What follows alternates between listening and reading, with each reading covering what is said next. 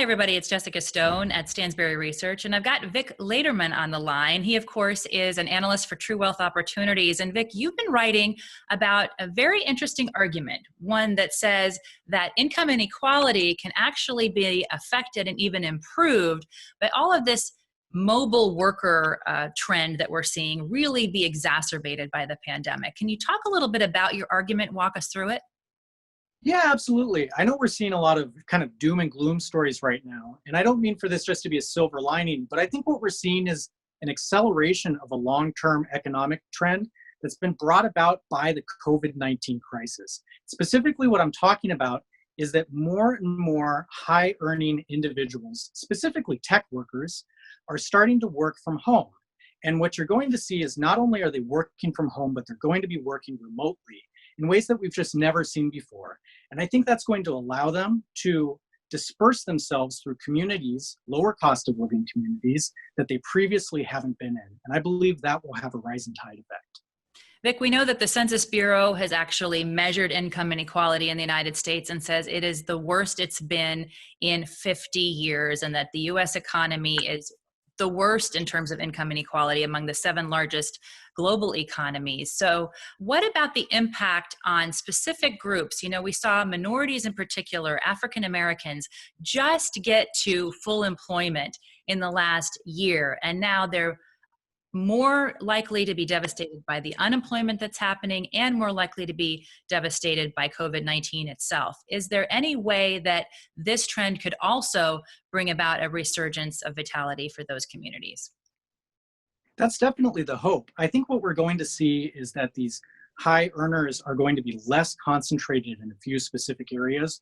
Right now, you have areas like New York and the Bay Area and some of our other like smaller tech hubs that the larger cities have tried to generate. So far, we haven't seen that be quite as successful, though. For the most part, you know, high earning individuals are really hyper concentrated geographically. Mm-hmm. And personally, I believe that integrating people economically is one of the best ways that you can rise people up. It's a kind of a gentler gentrification, unlike you see in the Bay Area where people are like concentrated and pushing out everybody that's lower earning. This has the opportunity to, you know, gently disperse high earners in communities that they've never been in before. Now, Vic, you yourself have been the beneficiary of being able to move with a mobile job. Can you talk to me about what you saw in terms of housing prices and how we might see housing prices react to this if this becomes truly a national phenomenon? Yeah, absolutely. So I moved out to North Florida to work with Steve Sugarroot on his team from the Bay Area, California. That's the home of all the big tech companies like Google and Facebook and Twitter. And out there, housing was absolutely ridiculous. My wife and I both worked in tech, and we were both working for companies that were respective leaders in their fields. Yet at the same time, a starter home, you know, built in the 70s was going for like $1 million out there. We're talking about a little 2-bedroom. They're tiny, yeah. They're yeah, tiny like little bungalows. ridiculous houses for $1 million.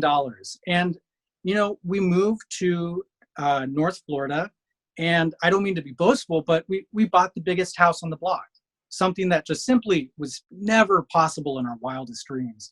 And all of that is enabled by this kind of new economic mobility with remote work.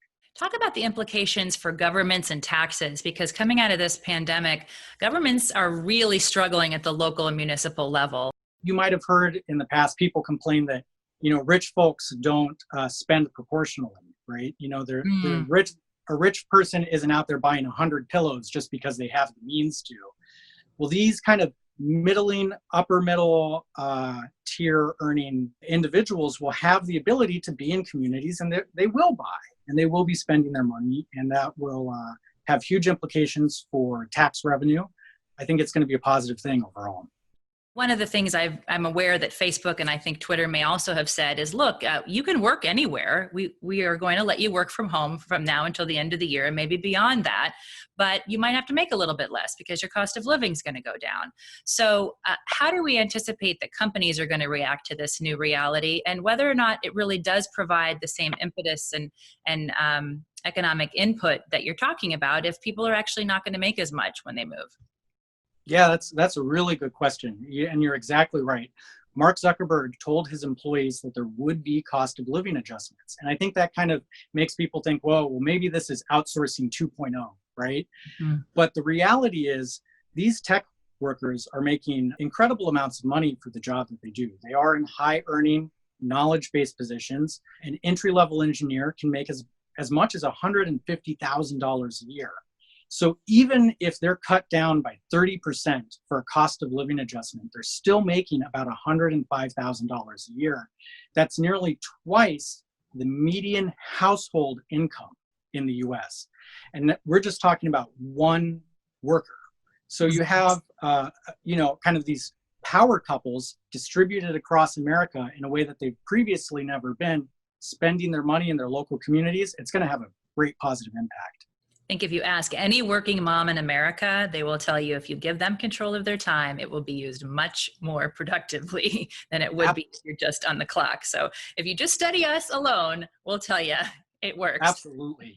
Yeah, absolutely. Thanks so much for joining us, Vic Lederman there from True Wealth Opportunities. And if you would like to see much more content just like this, please subscribe to our YouTube channel. You can also find us on Facebook, Instagram, and Twitter. That's all for now. Thanks for joining us.